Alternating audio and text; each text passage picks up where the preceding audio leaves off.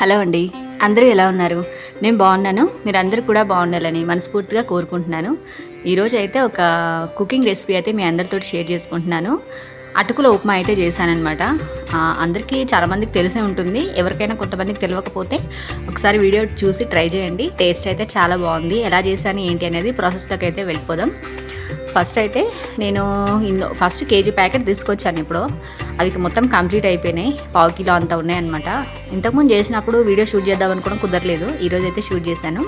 ఈ 1/2 కేజీ అటుకులను కూడా ఫస్ట్ నీట్గా ఒక బౌల్లో వేసి కొన్ని వాటర్ వేసి కడిగేసుకోవాలన్నమాట. వీడియోలో చూపిస్తున్న విధంగా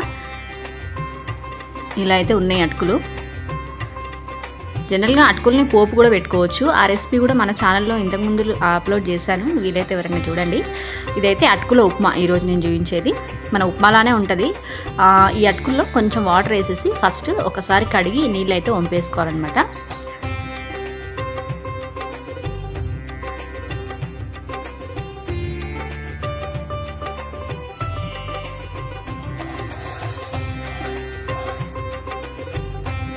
ఇలాగా వాటర్ వంపేసిన తర్వాత మళ్ళీ అటుకుల నిండా మునిగేంత వరకు వాటర్ పోసి కొద్దిసేపు ఒక 2 మినిట్స్ అట్లా నానబెడితే సరిపోతుంది.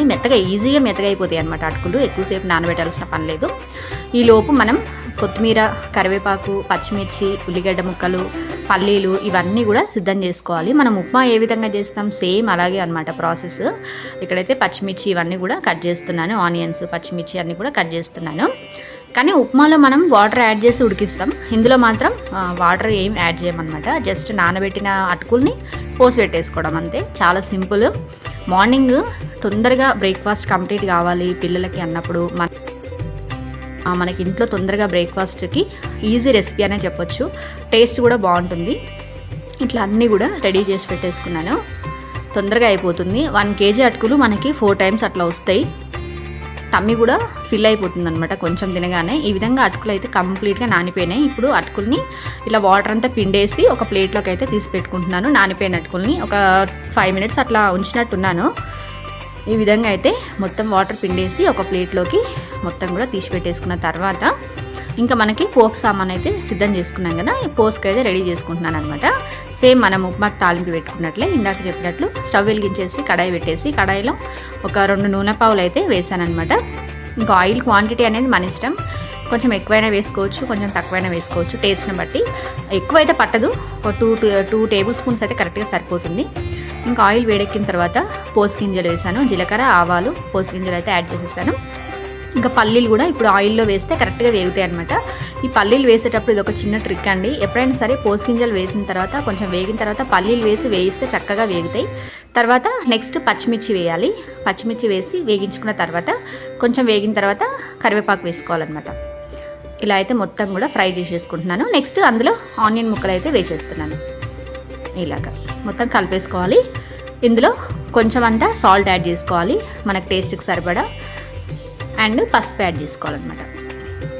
కొంచెం అంతా పసుపు, కొంచెం అంతా సాల్ట్ యాడ్ చేసుకొని కలిపేసేసుకోవాలి. ఆనియన్స్లోకి ఎంత సాల్ట్ సరిపోతుందో అంతే యాడ్ చేసుకోవాలి. అటుకుల్లోకి మళ్ళీ అటుకులు వేసిన తర్వాత సాల్ట్ వేసి కలపాలన్నమాట. మళ్ళీ తర్వాత కొత్తిమీర ఇదంతా కూడా కట్ చేసి సన్నగా తరిగి పెట్టేసుకుంటున్నాను. ఈ అటుకులు నానబెట్టిన అటుకుల మిశ్రమాన్ని అయితే మొత్తం గిన్నెలో వేసేసి మొత్తం కలిపేస్తూ ఉన్నాను అనమాట.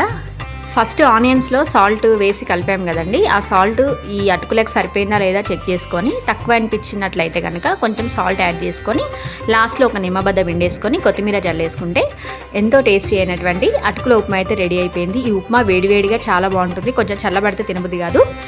వీడియో నచ్చితే like, share, comment and subscribe. Recipe నచ్చినట్లయితే మీరు కూడా ట్రై చేయండి. మరొక మంచి వీడియోతోటి మళ్ళీ మీ ముందుకు వస్తాను ఫ్రెండ్స్. అంతవరకు ఉంటాను మరి. Bye bye. Thank you for watching.